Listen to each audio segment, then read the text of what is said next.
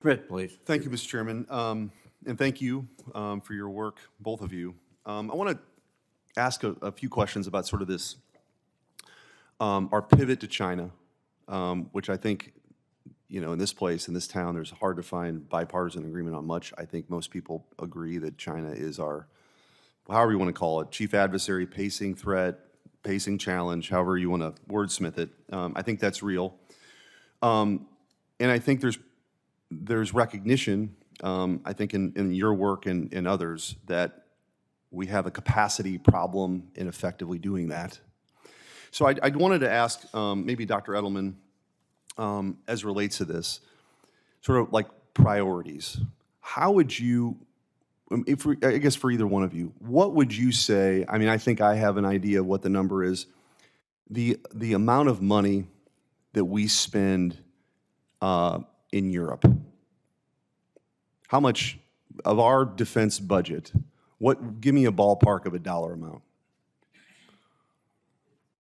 Senator Schmitt, it's a little hard to disaggregate it because, you know, you've got command and control that, you know, covers a variety of sins. But if you're getting at the question of, you know, do we need to spend less on defense of Europe and more in the Indo-Pacific, I think we've got to be able to do both. Here's the point. We're not doing both. And my argument isn't the withdrawal necessarily. My argument is, you know, some estimates would be 150 billion to 300 billion a year. Let's just use that as a number, and people could debate what that actually is.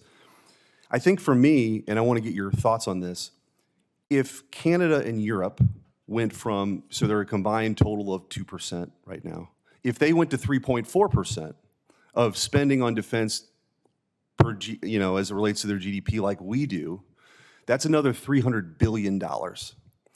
And I'm just, have you guys grappled with this? Because to me, $300 billion allows us to, you know, continue to be, you know, an important ally for our European allies, but also allows us to do the things that we need to do for the homeland in China. So how do you guys view that?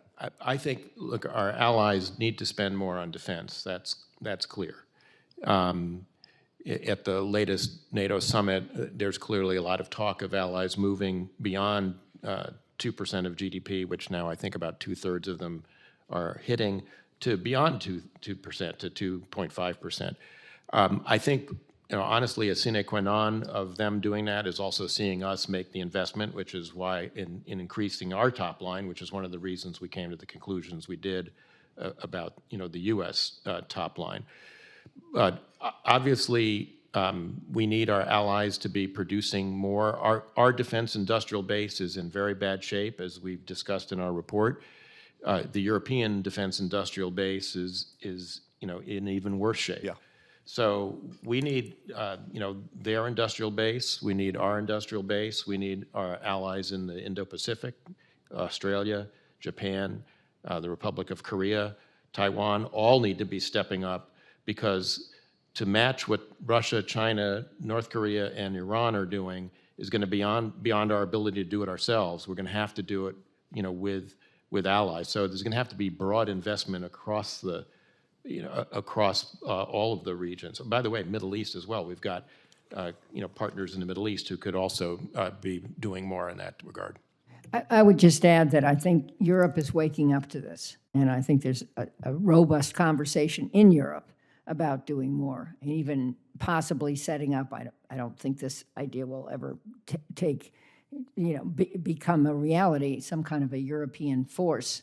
But the point is, spending more, leading more, fighting Europe's fight in Europe, and I would add that we embrace in this all elements of national power strategy. That's the core of our report.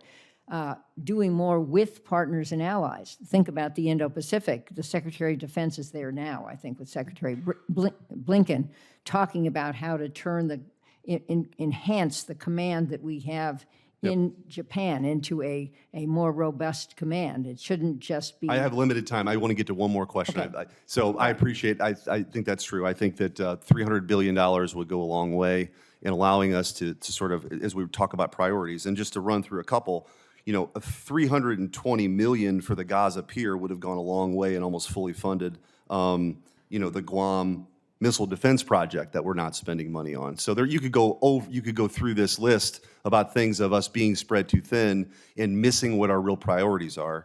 And I don't have time to go through them all, but they're significant. I guess the final question of the time that I have is this question of the industrial base. I mean, to me, there's no question Europe needs to step up, and that's the part of a lot of conversations we have here. But as it relates to our industrial base, I supported the plus up. I think we should be spending more.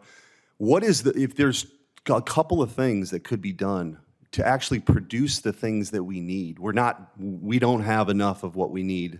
What are a couple of those top line suggestions that you would have that when people ask me back home, when I talk about this challenge, what are the things that can be done differently?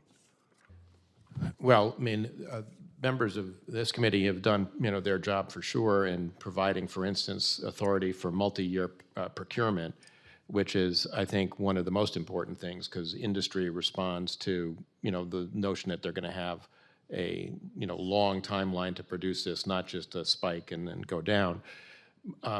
It would be helpful if the appropriators would on their side make sure there are dollars appropriated against that to do that for the department. That I know is one of the problems that's held up the department until recently.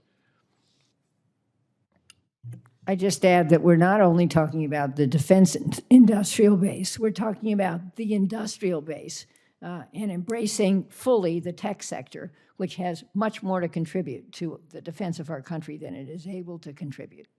Thank you. Thank you, Mr. Chairman.